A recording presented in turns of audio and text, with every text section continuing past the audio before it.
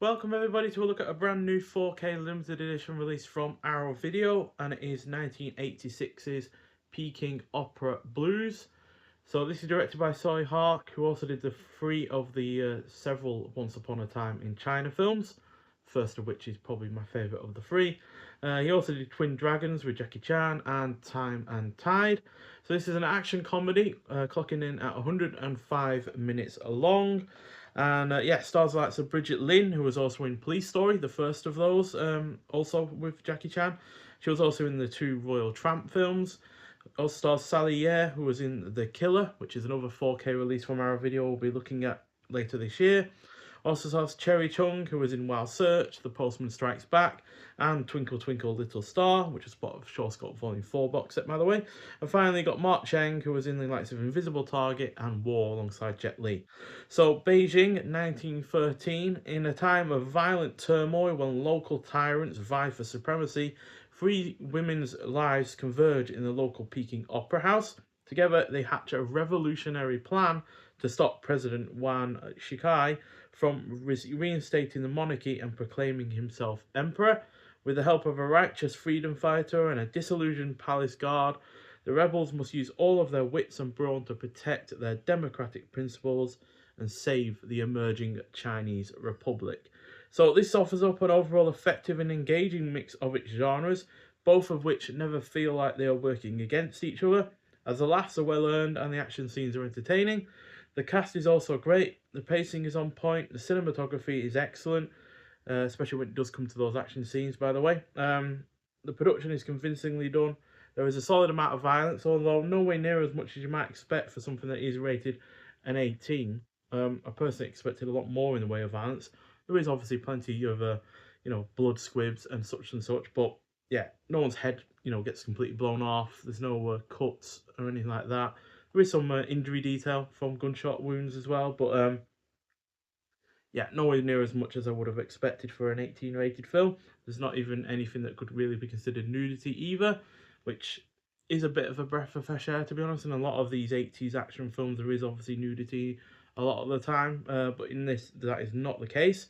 The action scenes themselves also come across as a precursor to what would become known as Gun Fu, which obviously likes of John Woo would, popularise, and the score is decent. So yeah, this is getting a solid 4 out of 5, and it is probably my joint favourite film from Soy Hark so far, with joining the first Once Upon a Time in China film with Jet Li. So yeah, really, really good effort. Really like this new artwork as well that is done by Xiaomi Lao.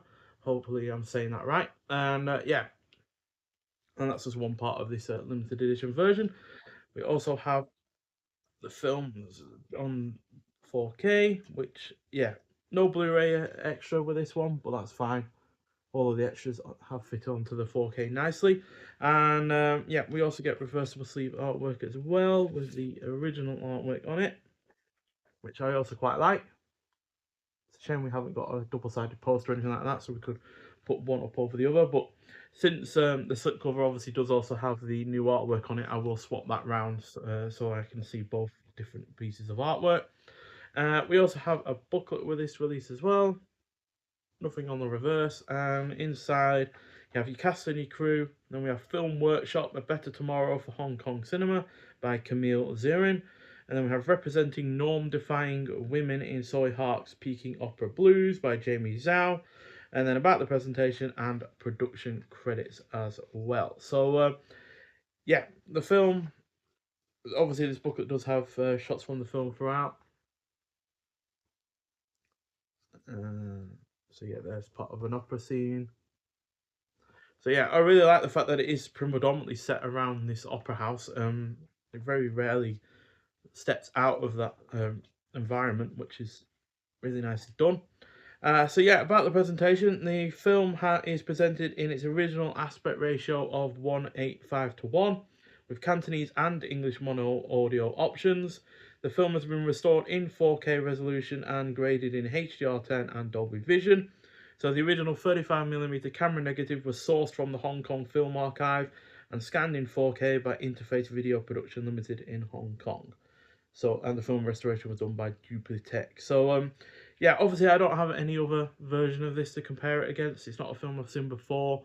I hadn't even heard of it before until our video announced its release. So yeah, I can't categorically say that this is going to be the best looking version out there, but it did look really rather good, quite frankly, and that was evident when it came to the cinematography in particular. Obviously the mono audio doesn't enliven the action or anything, but it is still more than comprehensible enough, so that's all very good.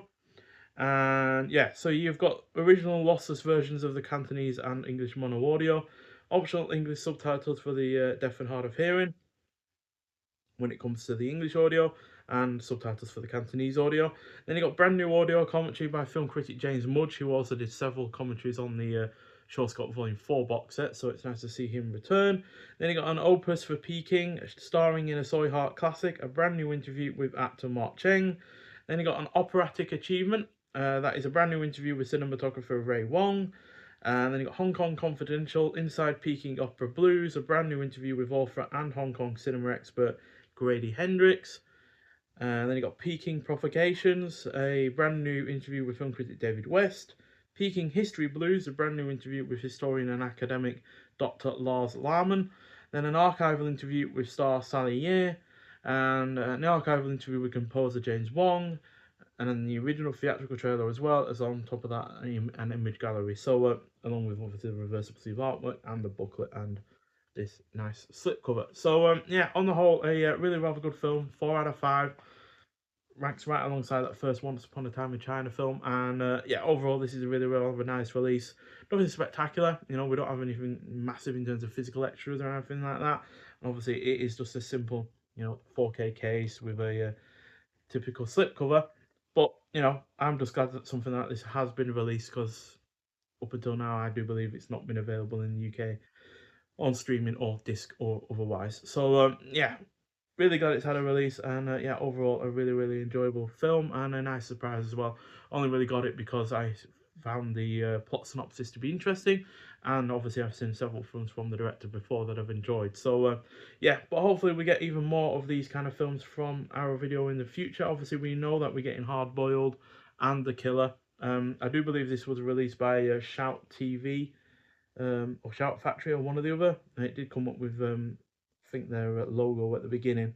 So it has had an American release in the past, but don't believe it's had a UK one before either. So yeah, but still a really solid effort. And although it's not their first effort from this year that our video have released, I think it is one of the first ones that I have bought from them this year. And yeah, an overall solid start, and yeah, a really good appetizer for The Killer and The Hard Boiled, which I'm really looking forward to. I love those films, and it's going to be great to finally have them in a much better quality sound, hopefully, but in particular in terms of the picture quality as well, after long dealing with crummy DVD bootlegs and online versions that don't look all that great at all. So yeah, looking forward to those. But even so, Peking Opera Blues is going to stand on its own 2 feet as a really good effort, and one that I do highly recommend if you're into your Hong Kong action films, comedy on top or otherwise. But nonetheless, thank you for watching. If you have seen Peking Opera Blues before, I'd like to hear your thoughts on it, and I'll see you in the next one. Bye.